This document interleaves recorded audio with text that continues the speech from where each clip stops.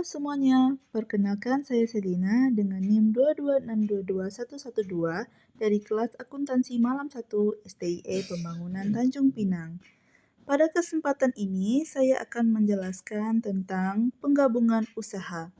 Penggabungan usaha atau merger adalah proses penggabungan dua atau lebih perusahaan menjadi satu entitas baru dengan tujuan meningkatkan efisiensi, mengurangi biaya, dan meningkatkan kemampuan bersaing. Selanjutnya yaitu ada bentuk penggabungan usaha. Yang pertama yaitu merger. Merger adalah proses penggabungan dua atau lebih perusahaan menjadi satu entitas baru. Dalam merger, salah satu perusahaan akan meleburkan diri ke dalam perusahaan lain, sehingga perusahaan yang meleburkan diri akan kehilangan identitasnya. Contoh yang pertama yaitu merger Indosat dan M3. Pada tahun 2003, Indosat yang lebih besar menggabungkan diri dengan M3, yang merupakan operator telekomunikasi di Indonesia. Hasilnya adalah terbentuknya Indosat Ooredoo, yang menjadi salah satu pemain besar di industri telekomunikasi Indonesia. Meskipun M3 memiliki banyak pelanggan, nama M3 hilang dan digantikan dengan Indosat Ooredoo yang menjadi entitas baru. Contoh kedua, merger American Airlines dan US Airways.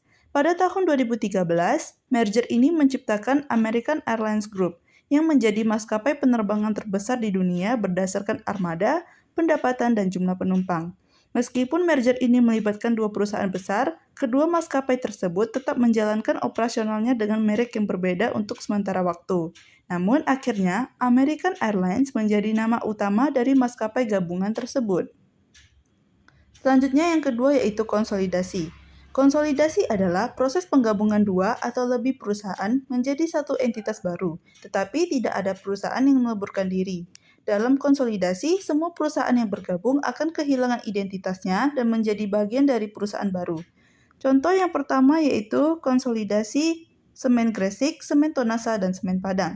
Pada tahun 2013, PT Semen Indonesia mengkonsolidasikan beberapa anak perusahaan mereka seperti Semen Gresik, Semen Tonasa, dan Semen Padang menjadi satu entitas besar yang dikenal dengan nama Semen Indonesia.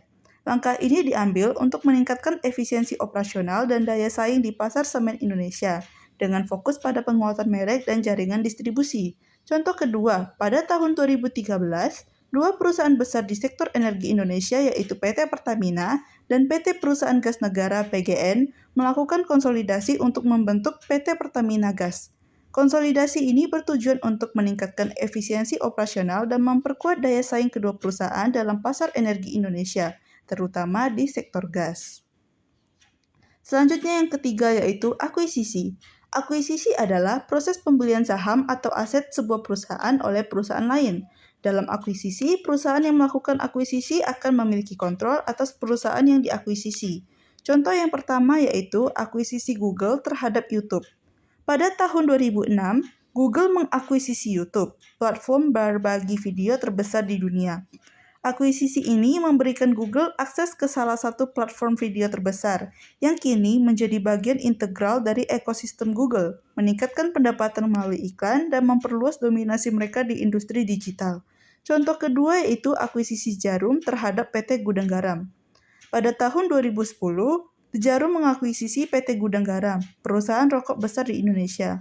Akuisisi ini memungkinkan Jarum memperluas kontrol mereka atas industri rokok dan memperbesar pangsa pasar mereka, terutama di kalangan konsumen yang lebih muda. Sekian yang dapat saya sampaikan. Apabila terdapat salah kata, saya mohon maaf. Terima kasih atas perhatiannya. Sampai jumpa.